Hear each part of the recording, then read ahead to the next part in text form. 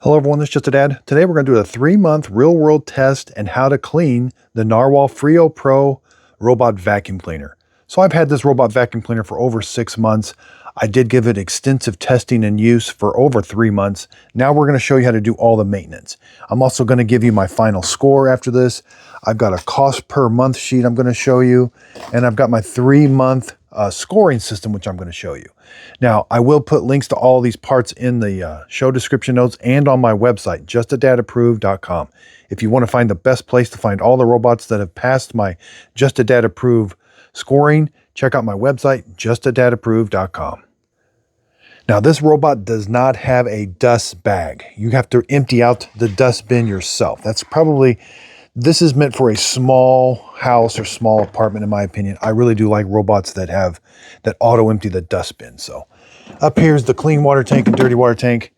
The dirty water tank has had extensive use. We're going to see if we can't kind of clean this a little bit better. And it has been smelling. So I'm going to show you some hacks. Nothing really up here. Now the parts I'm going to be replacing, the mop pads definitely needed. I got a new filter, side brushes, and we'll replace this dust bin. But down here, it is really dirty. We're going to pull this whole tray out. We're going to take this to my sink and clean it. It has not been cleaned. I've neglected this a little bit, so you should be cleaning this about once every month.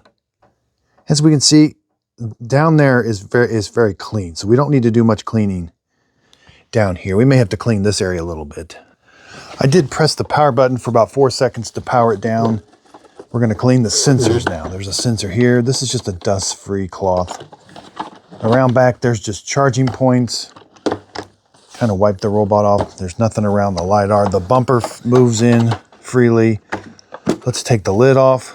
Now the dust bag is completely full. I needed to change this a little sooner, and I actually forgot. I thought it had an auto empty dust bin, but it doesn't. So there's the dust bag, completely full. Now this dust bag is kind of small. If depending on how often it vacuums your house, it needs replaced at least once a month. But I would go probably, if you do it a couple times, I would probably do it about every 3 weeks. But you can see there, it is able to pick up a lot of dirt and material. It does compact it off to the side. And it did do a good job of holding all the dust and material in. Okay, now we can see everything down here is fine. Let's flip the robot over and let's take the mop pads off. Now these are very well worn. That's the main indicator, is you'll start to see this part wears. Now I could have put these in the laundry and freshened them up a little bit, but these are to the point now where I think they need changed. Here's what a new one looks like. And you can see this is really starting to wear. I might be able to get a little bit more use out of them, but these might need cleaned a little bit. Again, the robot does not have an internal water tank. It doesn't spray water on top of the mop pads. And so to replace one, I'll go ahead and wash these, but that just sticks on there with Velcro. Let's take a look at the main brush. We're going to wash this part. This has done a really good job with preventing long hair, but we're going to wash it. That gets really dirty. Now getting these off can be a little tricky, the side brushes. Pull straight up. They're not too bad a shape, but I am going to replace them. Kind of spread them apart and then just pull straight up. You may have to get a little screwdriver underneath there. We have more sensors to clean. So these are so it doesn't fall down the stairs, called cliff sensors. These are every 30 hours. Now we're going to wipe this off. We're going to get a rag and wipe all this off with water. We don't want to get any water inside the robot. Now I will put a link to this on my website, justadadapproved.com. This is the best cleaning brush from Walmart. It's in my show description also. It does a great job for cleaning. I'm going to show you a hack. Putting Effordent tablets in here is going to help prevent a lot of that. And then the scrubbing bubbles just works the best. We're going to see how well we can get this clean. We got all our parts here. Let's go ahead and get all of this clean. Again, all these parts, my solution I use, my brushes, my cleaning supplies are all on my website, justadadapproved.com. Okay, first let's work on this tank. All right, so it's cleaning up very good. I do recommend cleaning this a little bit more often with this brush, but we are able to get it nice and clean. All right. Now, this one, you'll be surprised how much dirt Now this stuff has to dry, and that's what can take the longest. And sometimes I'll spray a little bit of this on here, the Dawn. You get kind of some of the grease off. But this stuff, it dries fastest in the sun, or if it's in the wintertime, you may have to put it like on a register. But it does need to dry. And this should be replaced about every 6 months. All right. We got the door here. This is really dirty. And you can see this cleaning brush just works for everything. Now this part here, I should have been cleaning a little bit more often. It's got quite a bit of the mop pad fuzz. It does such a good job of cleaning the mop pad. I think a lot of that is the fuzz from the mop pad. And then get this all nice and clean.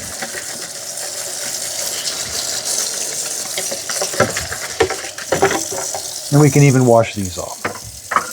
Okay, every time I empty my dirty water tank, I do rinse it out, but I always put one of these in there. I didn't do it on this one. This was actually down at my son's business, and so that's why it was super dirty. But I do put these in mine every time I empty out my dirty water tank. An Effordent tablet denture cleaner. Now, if you find yourself in a hurry like me, I use one of these blow guns. You can blow these things almost completely dry. This one's a little hard, but this will help speed up the process. Okay, I got a damp cloth. We're gonna wipe this down. Now be careful, there is a membrane right there, a really thin piece of plastic. You don't want to damage that. Just kind of wipe the robot down, and then I kind of gently like to blow that dry.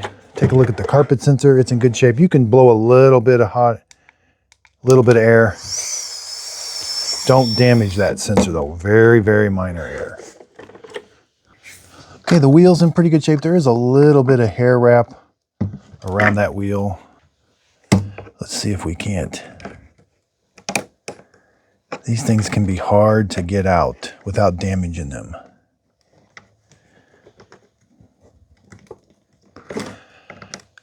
Yeah, I'm not, oh, there it comes. So it will come out, but be careful. It's all plastic and it definitely could break. A little bit of mold here on that plastic. I couldn't quite get off. Make sure there's nothing on the Velcro, like there is now. And you're simply going to put this on the Velcro. Make sure you smash it down really well. And then you simply just put it on there. Let's get the brush roller. Find the arrows. Put the arrows in at an angle. Rotate it. Those should be nice and flush. Take this. Put the front feet in. Click it into place. Now the side brushes, they'll only go one way. Line them up. Snap them on. There's a short side and a long side. You're going to slide in a, I don't have one right now, I got to order one, but you're going to slide in one of those dust bags that you throw away every time. A little bit of cleanup here to do.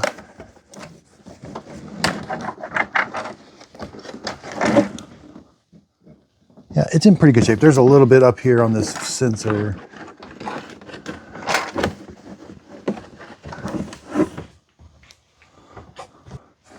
This piece, some of the plastic may have come up. Just push it back down in its seat.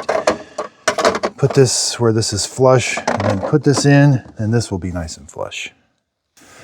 Okay, let's take a look at let's reset everything. Let's take a look at the history. I thought it had a few more. It did have quite a problem. I don't know if it was from my son not having stuff in front of it. 34 times, 14,000 square feet, 34.9 hours. I thought it might have had more time on that, but I don't think he was filling the clean water tanks up. All right, let's go to manage accessories. That is replace as necessary. There's no reminder. Dustbin filter. Well, if you have the disposable dust bags, you don't have the dustbin filter. Zero tang floating brush. I haven't replaced it yet, but if you did, you would hit the replaced. That would reset the timer. I did redo the sensors. Wipe them down. I did do the mop pads, so hit replace. That resets the timer every 150 hours. Clean the caster wheel side brushes. I did replace. Cleaning tray and sponge filter. There is a sponge filter in the bottom of the clean water tank. Overall hassle, I don't like having to take out those dust bags, so I gave it a 3. It doesn't get stuck too much. Here, it does actually clean pretty good, but again, you've got to change out that dust bag. No auto empty. Corner sweep, it's just okay. There is no side brush that extends, and the mop pad doesn't extend. Vacuum and mopping is okay for what it does in the middle of the room. Clutter test is just okay. I did find that it was getting stuck sometimes. Overall, about 3.9, so 3. You know, when we get into this score area, 3 area, I mean, if it ever becomes super on sale, it's for a small home or small apartment. You know, it's got a high cost per month. So I'm coming up with a new chart. Dust bags, it needs 6 per year for $36. No filters if you get the dust bags. Side brushes, it needs 3 for $90 a year. Mop pads, they're kind of expensive. You're gonna need 5 of them, 5 sets for $100. Main brush, 2 of them during the year for $60. Solution, that's the Shark Vac Mop solution for $48. So cost per month is, or $334 per year, about $27 per month.